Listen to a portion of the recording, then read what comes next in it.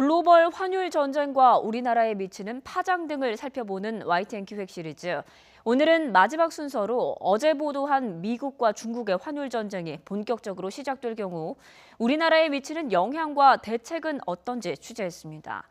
중국과 덩달아서 환율 조작국으로 지정될 가능성도 있는데 정부는 최악의 시나리오는 피할 수 있다는 비교적 낙관적인 입장입니다. 이대건 기자입니다.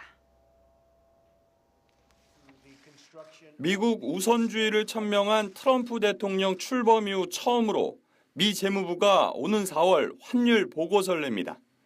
환율 조작국 지정 요건은 크게 3가지인데 이미 지난해 한국이 2개 항목에, 중국은 1개 항목에 포함됐습니다.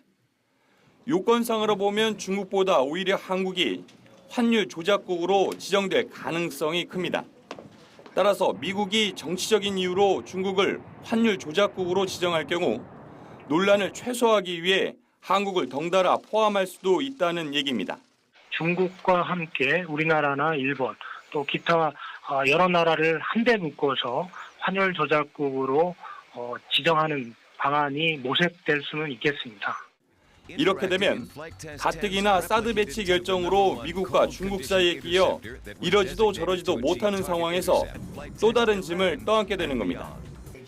환율 조작국으로 지정되면 미국이 1년 동안 무역회담을 진행하면서 개선을 권고한 뒤 개선이 안 되면 미국 조달 시장에 참여를 막고 IMF 국제통화기금을 통해 환율 정책을 감시합니다. 우리 정부는 최악의 시나리오로는 가지 않을 것이라며 비교적 낙관적인 입장입니다. 하지만 환율 방어 수단인 외환 보유액을 살펴보면 그렇지만도 않습니다. 규모는 여전히 세계 8위 수준이지만 강달러 영향으로 석 달 연속 감소해 이전보다 대외 충격에 취약해졌기 때문입니다.